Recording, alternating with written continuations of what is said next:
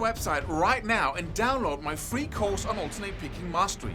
It contains 5 essential exercises that will take you to alternate picking mastery faster than you can imagine. And then I've included my method of how to lay out a practice plan in just 1 to 2 minutes that will absolutely boost your results like nothing you ever tried before. So go download it right now. It's free.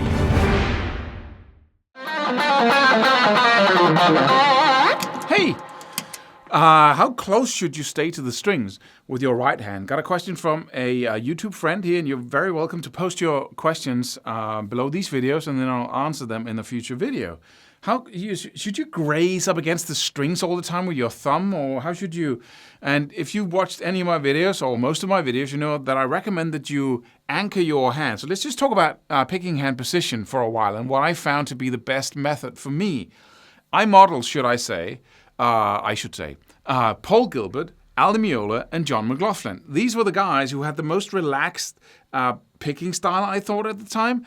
And I didn't see any weird attempts to shortcut anything. It was just alternate picking up and down. And they all seemed to have the same way of positioning their hand. Just, and you can say this in general, might vary from player to player, but in general, it's about, the PC bone here, that is that little knuckle there that occurs or is where the hand becomes the wrist and the underarm here. If you place that just where the low E string meets the bridge. And now you have a cool playing position, and it's always the same reference point, because when we start to pick and practice that, we orient ourselves by vision, right? You can always see in a beginner that he looks at what he's doing, right? If he's looking cool, we're looking that way, and if we look, then we're looking. But that, after some time, we stop looking all the time, and then we just simply feel our way to what string to hit, right? I don't need to, I can hit every string without looking, because that looking in the beginning then became a feeling. But that feeling is dependent on the fact that you hold your hand in exactly the same place every single time. And most people don't do that consciously, but they gradually they figure out, either unconsciously or consciously, that that's a good idea. So they start kind of, having it in about the same position. Why is that important? But because if you're trying to hit something and your hand has a new position every day, then it will also be a new feeling in the hand, because it's the feeling that is the guidance when you're trying to hit the strings without looking. And if I have my hand in exactly the same position, then hitting the high E string will always be the same feeling, will always be the same stretch, the same bend, the exact same curve on the arm. Hitting the low E string will always be the exact same as well. So I don't need to look, right? After some time where I've been guiding with my eyes, I can guide just by feeling.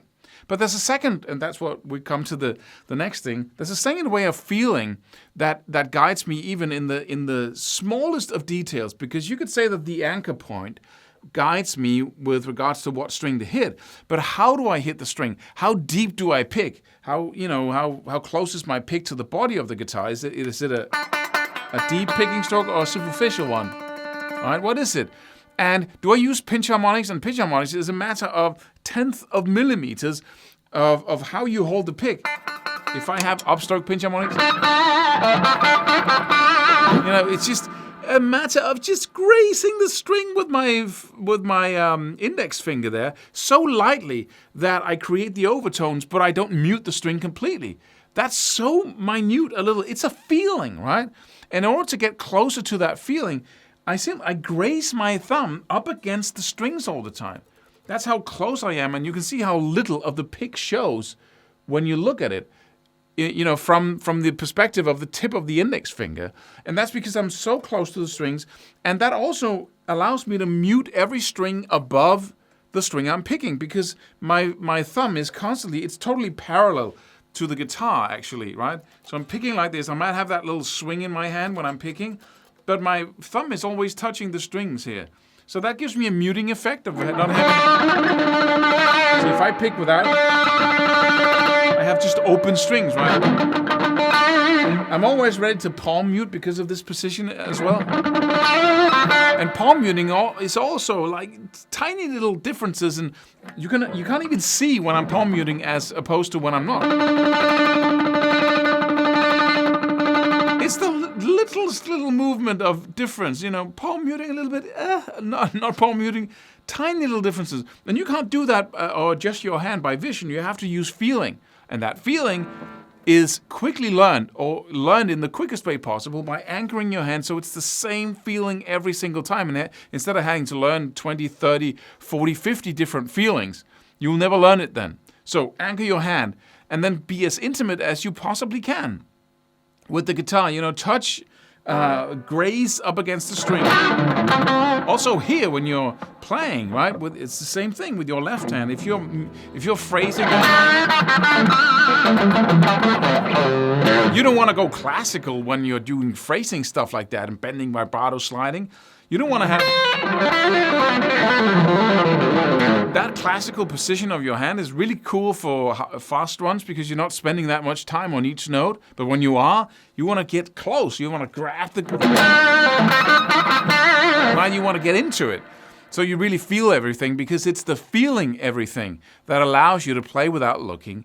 And you can't, the eye to the hand, coordination is not fast enough. It's not accurate enough for you to really get into playing with the cool details. So that's my piece of advice. Stay in as close contact as you possibly can, so you're ready to make those small adjustments all the time. That is pinch harmonics, that is muting, palm muting, just dampening the strings, all these little things. Really, so grab onto it. Subscribe for more free videos. Do it. Do it now. Do it.